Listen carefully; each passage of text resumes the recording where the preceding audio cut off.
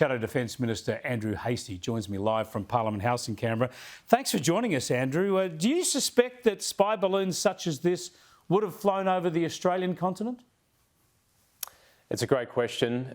We don't have any evidence that has occurred, but certainly it's something we can't rule out. And based on the US experience, it's possible.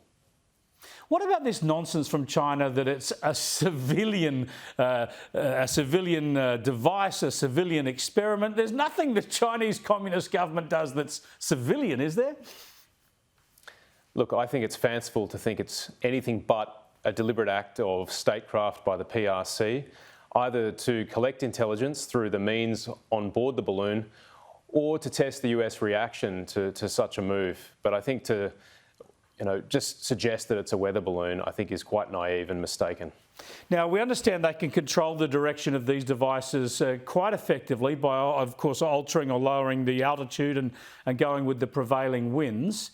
What do you think, what's your best advice as to what it was looking to do? Would it have been looking to get video, photographs and the like, visual imagery, or would it have been looking to intercept communications? It's a really good question, Chris. I've asked for briefings on this and I'm no wiser than you on those questions. But I think it's important that we come back to fundamentals, and there are a few fundamentals here. Number one, it was a clear breach of US airspace and a violation of their territorial sovereignty. And two, I think the US was entirely justified, first, for Secretary Blinken to cancel his visit to Beijing, and secondly, to shoot it down. In fact, I'm surprised it didn't happen earlier. I'm not, of course, privy to the intelligence, so there was an operational reason for that. But certainly, it was the right thing to do. And I think, the risk for miscalculation has increased. I think this is all very bad. And if we come back to the big picture and look at the last year in context, if we go back to, in fact, Beijing on the eve of the Winter Olympics, where Xi and Putin met and struck a no-limits partnership, since then we've seen the war in Ukraine unfold. We've seen China fire missiles over Taiwan in response to former Speaker Pelosi's visit to Taiwan. We've seen this balloon. Things are hotting up. They're not actually stabilising or normalising. And I think the fundamentals that drove the Defence Strategic Update, which Prime Minister Scott Morrison released in July of 2020, the reason that AUKUS was struck with the UK and the US, all those fundamentals are still in place. The authoritarian powers are on the move. Geopolitical unrest is occurring.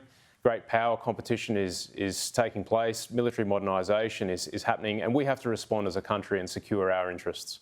Yeah, I mean, that's exactly right. We're talking here about a Chinese aircraft of some description being shot down over the US, a secret aircraft that was put there by the Chinese and has been shot down over the US. We've got the US Secretary of State Antony Blinken cancelling his trip to Beijing, which would have been a very important step in trying to address some of these difficult strategic issues. What does this mean for Australia then? Because we're looking at a thawing of relations. We've got the Trade Minister, Don Farrell, heading to Beijing to talk with his Chinese counterpart. Should that visit go ahead, for instance? We've seen Foreign Minister Wong's comments. You've seen Defence Minister Miles's comments, and the opposition supports those. As to the Trade Minister's visit or meeting with his Chinese counterpart, we must keep dialogue open. And this is the thing. The last thing we want is a conflict, because it's going to be middle powers like Australia and neighbours like Indonesia and Singapore and other countries through Asia who will suffer. So our job is to maintain the peace, to keep lines of communication open, even as we have been treated pretty poorly by the PRC over the last 4 or 5 years. We have to keep talking, and that's why we support ongoing dialogue with the PRC government.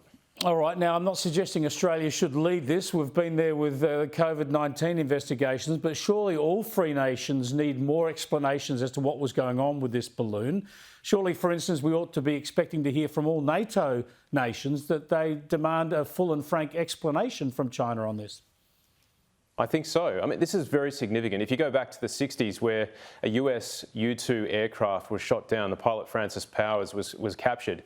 He wasn't there collecting weather data for the US government. He was conducting high-level surveillance. It was a spy plane, and it was shot down.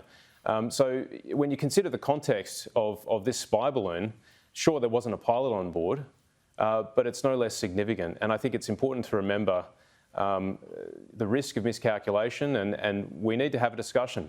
Things need to be put on the table, and we need to clear the air on this, because I'm not convinced it was a civilian platform conducting innocent weather data collection. Indeed. As some have suggested. Yeah, exactly, as China has suggested.